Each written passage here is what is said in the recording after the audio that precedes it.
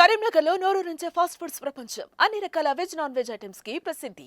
Catering ప్రత్యేకత విజయండి Srilalitha fast food centre, Chennai shopping mall ఎదురుగా, కరీంనగర్. ఎవరికేమైతే మనకెందుకులే అనుకునే నేటి సమాజంలో ఓ మహిళా కండక్టర్ మానవత్వం చాటుకున్నారు.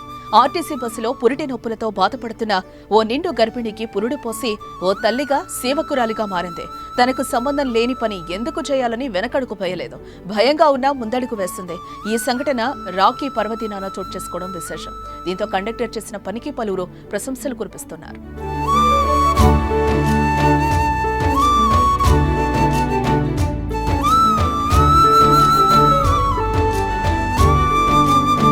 గద్వాల డిపోకు చెందిన గద్వాల వనపర్తి రూట్ పల్లె వెలుగు బస్సులో ఇవాళ ఉదయం సంధ్య అనే గర్భిణి రక్షాబంధన్ సందర్భంగా తన సోదరుడుకు రాఖీ కట్టేందుకు వనపర్తికి వెళ్తున్నారు.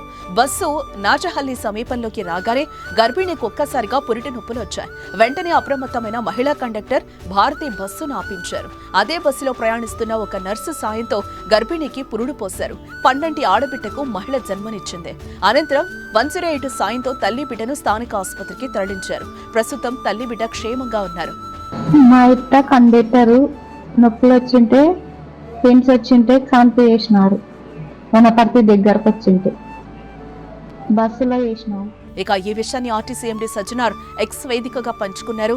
బస్సులో జన్మించిన చిన్నారిని చేతిలోకి ఎత్తుకున్న కండక్టర్ ఫోటోను షేర్ చేసిన సజ్జనార్ రాఖీ పండుగ నాడు తెలంగాణలో ఆర్టీసీ బస్సులో గర్భిణికి డెలివరీ చేసిన ఒక మహిళా కండక్టర్ మానవత్వం చాటుకున్నారని, తాను విధులు నిర్వర్తిస్తున్న బస్సులో గర్భిణికి పురిటి నొప్పులు రాగా ఆమె వెంటనే స్పందించి బస్సులో ప్రయాణిస్తున్న నర్సుతో కలిసి ప్రసవం చేశారని హర్షం వ్యక్తం చేస్తూ సజ్జనార్ ట్వీట్ చేశారు.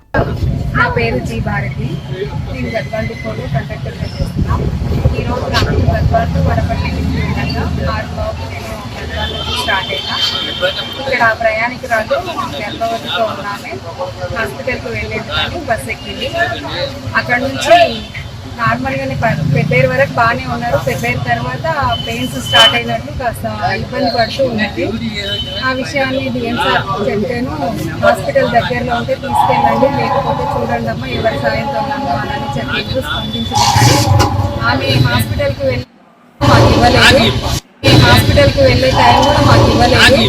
అందుకే బస్సు సైడ్ కాకుండా ప్యాసింజర్ని దించేసి ఆమెకి ఆడవాళ్ళతో కలిసి కాస్త ఇబ్బంది కలగకుండా తొందరగానే డెలివరీ అయితే అయింది. పాప ఉంటుంది.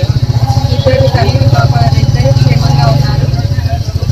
మాకు ఈరోజు జరగడం చాలా ఆనందంగా ఉంది. అది నా చేతుల్లో జరగడం ఓ పక్క ఎక్సైటింగ్గా, ఇంకో పరంగా చాలా ఏం చెప్పాలో కూడా తెలియని విధంగా ఉంది. ఒక పాపని నా చేతి ద్వారా తీసుకురావడం ప్రపంచంలోకి చాలా సంతోషం అనిపించింది నాకైతే.